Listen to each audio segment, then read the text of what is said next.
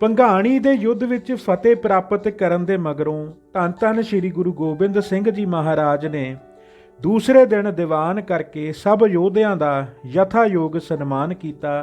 ਪੀਰ ਬੁੱਧੂ ਸ਼ਾਹ, ਜਿਸ ਦੇ 2 ਪੁੱਤਰ ਅਤੇ ਕਈ ਮੁਰੀਦ ਸ਼ਹੀਦ ਹੋ ਗਏ ਸਨ, ਉਸ ਨਾਲ ਸਤਿਗੁਰੂ ਜੀ ਨੇ ਅਫਸੋਸ ਕੀਤਾ ਤੇ ਸਨਮਾਨ ਕਰਕੇ ਉਸ ਨੂੰ ਆਪਣੀ ਦਸਤਾਰ ਅਤੇ ਕੰਘਾ, ਜਿਸ ਵਿੱਚ ਆਪ ਜੀ ਦੇ ਪਵਿੱਤਰ ਕੇਸ ਸਨ, ਯਾਦਗਾਰ ਵਜੋਂ ਅਤੇ 5000 ਰੁਪਇਆ ਮੁਰੀਦਾਂ ਨੂੰ ਇਨਾਮ ਦੇਣ ਵਾਸਤੇ ਬਖਸ਼ਿਸ਼ ਕੀਤਾ ਅਤੇ ਫਰਮਾਇਆ, ਇਸ ਸਾਡੀ ਯਾਦਗਾਰ ਨੂੰ ਸੰਭਾਲ ਕੇ ਰੱਖੋ। ਜਦ ਖਾਲਸੇ ਦਾ ਰਾਜ ਹੋਵੇਗਾ ਤਾਂ ਇਹ ਤੇਰੀ ਅੰਸ ਬੰਸ ਦੇ ਕੰਮ ਆਵੇਗਾ। ਇਸ ਤਰ੍ਹਾਂ ਆਪ ਜੀ ਦੀਆਂ ਖੁਸ਼ੀਆਂ ਲੈ ਕੇ ਪੀਰ ਜੀ ਵਾਪਸ ਸਢੌਰੇ ਆ ਗਏ। ਪੀਰ ਜੀ ਦੀ ਇਸ ਪਵਿੱਤਰ ਯਾਦਗਾਰ ਨੂੰ ਵਿਰੋਧੀਆਂ ਦੇ ਹੱਲੇ ਗੁੱਲੇ ਤੋਂ ਬਚਾ ਕੇ ਰੱਖਣ ਵਾਸਤੇ ਸੰਦੂਕੜੀ ਵਿੱਚ ਬੰਦ ਕਰਕੇ ਕੰਧ ਵਿੱਚ ਚਿਣਵਾ ਦਿੱਤਾ ਅਤੇ ਕੰਧ ਦੇ ਡਿੱਗਣ ਕਰਕੇ ਖਾਲਸਾ ਰਾਜ ਦੇ ਸਮੇਂ ਪ੍ਰਗਟ ਹੋਈ ਅਤੇ ਸਿੱਖ ਸਰਦਾਰਾਂ ਨੇ ਬੁੱਧੂ ਸ਼ਾਹ ਦੇ ਵਾਰਸਾਂ ਨੂੰ ਬਹੁਤ ਸਾਰਾ ਧਨ ਅਰਪਣ ਕੀਤਾ।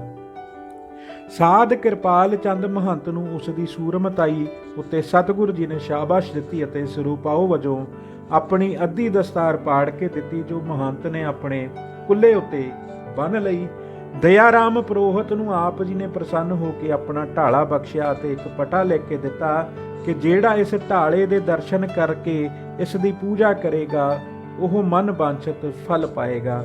ਫਿਰ ਆਪ ਜੀ ਨੇ ਆਪਣੇ ਭੂਆ ਦੇ ਪੁੱਤਰਾਂ ਜੀਤ ਮੱਲ ਅਤੇ ਸੰਗੋ ਸ਼ਾਹ ਦੇ ਸ਼ਹੀਦ ਹੋਣ ਦਾ ਉਹਨਾਂ ਦੇ ਭਰਾਵਾਂ ਮਾਰੀ ਚੰਦ, ਗੁਲਾਬ ਚੰਦ ਅਤੇ ਗੰਗਾ ਰਾਮ ਨਾਲ ਬਹੁਤ ਅਫਸੋਸ ਕੀਤਾ ਅਤੇ ਬੜੇ ਕੀਮਤੀ ਜੇਵਰ, ਬਹੁਤ ਧਨ ਅਤੇ ਦੁਸ਼ਾਲੇ ਆਦਿਕ ਸਿਰੋਪਾਓ ਵਜੋਂ ਤਿੰਨਾਂ ਭਰਾਵਾਂ ਨੂੰ ਦਿੱਤੇ। ਉਪਰੰਤ ਯਥਾਯੋਗ ਸਿਰੋਪਾਓ ਤੇ ਇਨਾਮ ਆਪ ਜੀ ਨੇ ਹੋਰ ਸਭ ਯੋਧਿਆਂ ਨੂੰ ਬਖਸ਼ਿਸ਼ ਕੀਤੇ ਅਤੇ ਕਾਇਰਾਂ ਨੂੰ ਆਪਣੇ ਦਲ ਵਿੱਚੋਂ ਬਾਹਰ ਕੱਢ ਦਿੱਤਾ। ਇਸ ਜਿੱਤ ਨਾਲ ਗੁਰੂ ਜੀ ਦੇ ਸੂਰਮਿਆਂ ਦੇ ਬਹੁਤ ਦਿਲ ਵੱਧ ਗਏ। ਢਾਡੀਆਂ ਪਾਸੋਂ ਸੂਰਮਿਆਂ ਦੀਆਂ ਵਾਰਾਂ ਸੁਣ ਕੇ ਸਿੰਘ ਬਹੁਤ ਮਾਰਾ ਬਕਾਰਾ ਕਰਕੇ ਸਤਿਗੁਰੂ ਜੀ ਨੂੰ ਸੁਣਾਉਂਦੇ ਕਿ ਜੇ ਹੁਕਮ ਹੋਵੇ ਤਾਂ ਹੁਣ ਅਸੀਂ ਸ਼੍ਰੀਨਗਰ ਨੂੰ ਲੁੱਟ ਕੇ ਫਤਿਹ ਸ਼ਾਹ ਨੂੰ ਫੜ ਕੇ ਆਪ ਜੀ ਦੇ ਚਰਨਾਂ ਵਿੱਚ ਲਿਆ ਪਾਈਏ। 22 ਧਾਰ ਦੇ ਰਾਜਿਆਂ ਨੂੰ ਜਿੱਤ ਕੇ ਫਿਰ ਤੁਰਕ ਦੇ ਪਹਾੜ ਹੇਠਲੇ ਦੇਸ਼ ਨੂੰ ਖੋਹ ਲਵਾਂਗੇ। ਇਸ ਇਲਾਕੇ ਨੂੰ ਜਿੱਤ ਕੇ ਫਿਰ ਲਾਹੌਰ ਨੂੰ ਲੁੱਟ ਕੇ ਦਿੱਲੀ ਮਾਰਾਂਗੇ। ਪਰ ਜੇ ਸਤਿਗੁਰੂ ਜੀ ਦੂਰ ਦੇ ਇਲਾਕਿਆਂ ਨੂੰ ਸਰ ਕਰਨ ਵਾਸਤੇ ਹੁਕਮ ਨਾ ਦੇਣਗੇ ਤਾਂ ਫਿਰ ਅਸੀਂ ਪੌਂਟੇ ਤੋਂ ਆਨੰਦਪੁਰ ਤੱਕ ਆਪਣਾ ਰਾਜ ਕਾਇਮ ਕਰਾਂਗੇ। ਸਤਿਗੁਰੂ ਜੀ ਨੇ ਇਹਨਾਂ ਦੇ ਅਜਿਹੇ ਵਾਕ ਸੁਣ ਕੇ ਆਖਿਆ ਕਿ ਅਜੇ ਸਮਾਂ ਨਹੀਂ ਹੈ, ਕੁਛ ਧੀਰਜ ਕਰੋ, ਤੁਹਾਨੂੰ ਸਾਰੀ ਪ੍ਰਿਥਵੀ ਦਾ ਰਾਜ ਲੈ ਦਿਆਂਗੇ। ਅਕਾਲ ਪੁਰਖ ਤੁਹਾਡੇ ਸਹਾਈ ਹੋਣਗੇ। ਆਪਣੇ ਗੁਰਮੁਖ ਧਰਮ ਉੱਤੇ ਕਾਇਮ ਰਹੋ। ਜਿਸ ਕਾਰਜ ਵਾਸਤੇ ਅਸੀਂ ਆਏ ਹਾਂ ਉਹ ਵਿਸ਼ੇਸ਼ ਕਰਕੇ ਕਰਨਾ ਹੈ। ਸਤਿਗੁਰੂ ਜੀ ਦੇ ਵਾਕ ਸੁਣ ਕੇ ਸਿੱਖਾਂ ਨੇ ਬੇਨਤੀ ਕੀਤੀ ਕਿ ਮਹਾਰਾਜ ਜੀ, ਹੋਰ ਕੁਝ ਨਹੀਂ ਤਾਂ ਆਪਣੇ ਨੇੜੇ ਤੇੜੇ ਦੇ ਕਿਲਿਆਂ ਨੂੰ ਯੁੱਧ ਨਾਲ ਜਿੱਤ ਕੇ ਕਾਬੂ ਕਰ ਲਈਏ, ਤਾਂ ਫਿਰ ਸਾਡੇ ਅੱਗੇ ਕੋਈ ਅੜ ਨਹੀਂ ਸਕੇਗਾ। ਸਿੱਖਾਂ ਪਾਸੋਂ ਇਸ ਤਰ੍ਹਾਂ ਦੇ ਉਤਸ਼ਾਹ ਵਾਲੇ ਬਚਨ ਸੁਣ ਕੇ ਸਤਿਗੁਰੂ ਜੀ ਨੇ ਵਿਚਾਰਿਆ ਕਿ ਜਿੱਤ ਦੀ ਖੁਸ਼ੀ ਕਰਕੇ ਇਹ ਹੁਣ ਆਰਾਮ ਨਾਲ ਟਿਕ ਨਹੀਂ ਸਕਦੇ, ਜ਼ਰੂਰ ਦੰਗਾ ਫਸਾਦ ਕਰਨਗੇ। ਇਸ ਵਾਸਤੇ ਇਹਨਾਂ ਨੂੰ ਹੁਣ ਆਨੰਦਪੁਰ ਹੀ ਲੈ ਚੱਲੀਏ, ਉੱਥੇ ਜਾ ਕੇ ਇਹਨਾਂ ਨੂੰ ਸ਼ਾਂਤੀ ਆਵੇਗੀ। ਇਹ ਵਿਚਾਰ ਕੇ ਸਤਿਗੁਰੂ ਜੀ ਨੇ ਫਰਮਾਇਆ, ਚਲੋ ਹੁਣ ਸਭ ਤੋਂ ਪਹਿਲਾਂ ਆਪਣੇ ਨਗਰ ਆਨੰਦਪੁਰ ਨੂੰ ਸੰਭਾਲੀਏ, ਫਿਰ ਜੋ ਹੋਊ ਵੇਖਾਂਗੇ। ਸਿੱਖਾਂ ਨੇ ਇਹ ਹੁਕਮ ਸੁਣ ਕੇ ਬਹੁਤ ਜੈਕਾਰੇ ਗੁੰਜਾਏ ਅਤੇ ਗੁਰੂ ਜੀ ਨੇ ਤਿਆਰੀ ਦਾ ਹੁਕਮ ਦੇ ਕੇ ਰਣਜੀਤ ਨਗਾਰਾ ਵਜਵਾ ਦਿੱਤਾ।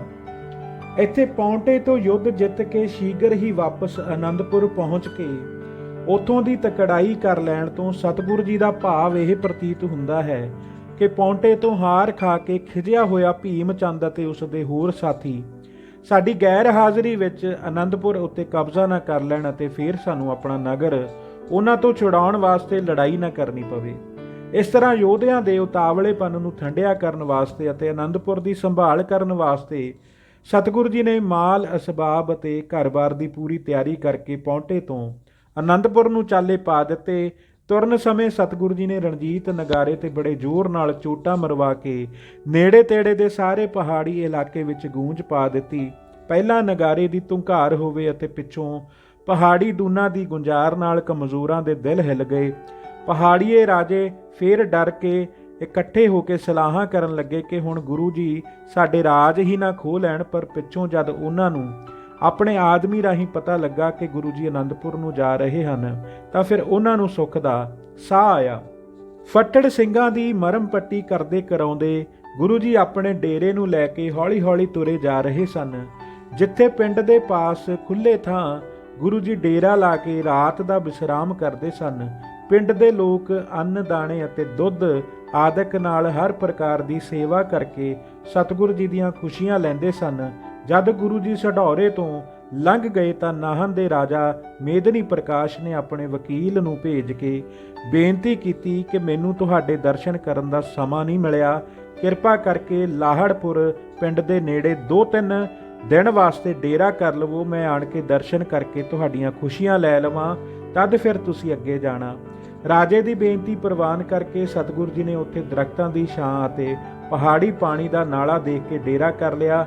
ਦੂਸਰੇ ਦਿਨ ਸਤਿਗੁਰੂ ਜੀ ਨੇ ਨੰਦ ਚੰਦ ਦੀ ਅਗਵਾਈ ਹੇਠ ਥੋੜੇ ਜਿਹੇ ਯੋਧੇ ਪਾਸ ਰੱਖ ਕੇ ਬਾਕੀ ਦਾ ਸਾਰਾ ਡੇਰਾ ਫੱਟਣਾ ਸਹਿਤ ਮਾਮਾ ਕਿਰਪਾਲ ਜੀ ਦੀ ਅਗਵਾਈ ਵਿੱਚ ਅਨੰਦਪੁਰ ਭੇਜ ਦਿੱਤਾ। ਸਤਿਗੁਰੂ ਜੀ ਨਾਹਨ ਪਤੀ ਨੂੰ ਲਗਾਤਾਰ 12 ਦਿਨ ਉਡੀਕਦੇ ਰਹੇ, ਪਰ ਉਹ ਦੂਜੇ ਪਹਾੜੀ ਰਾਜਿਆਂ ਤੋਂ ਡਰਦਾ ਗੁਰੂ ਜੀ ਨੂੰ ਆਪ ਤਾਂ ਮਿਲਣ ਨਾ ਆਇਆ, ਪਰ ਆਪਣੇ ਵਕੀਲ ਨੂੰ ਰੋਜ਼ ਹੀ ਗੁਰੂ ਜੀ ਪਾਸ ਅੱਜ ਕੱਲ੍ਹ ਆਉਣ ਦਾ ਇਕਰਾਰ ਕਰਕੇ ਭੇਜਦਾ ਰਿਹਾ। ਅੰਤ ਨੂੰ ਰਾਜੇ ਨੇ ਆਪਣੇ ਵਕੀਲ ਨੂੰ ਸਤਿਗੁਰੂ ਜੀ ਪਾਸ ਬਹੁਤ ਪ੍ਰਕਾਰ ਦੀ ਭੇਟਾ ਦੇ ਕੇ ਭੇਜ ਦਿੱਤਾ ਤੇ ਆਪ ਹਾਜ਼ਰ ਨਾ ਹੋਣ ਸਕਣ ਦੀ ਮਾਫੀ ਮੰਗ ਲਈ। ਸਤਿਗੁਰੂ ਜੀ ਨੇ ਵਕੀਲ ਨੂੰ ਕਿਹਾ, ਰਾਜਾ ਦੂਜੇ ਡੇਰਿਆਂ ਤੋਂ ਡਰ ਗਿਆ ਹੈ, ਉਸਨੇ ਸਾਨੂੰ ਨਾ ਮਿਲ ਕੇ ਚੰਗਾ ਨਹੀਂ ਕੀਤਾ।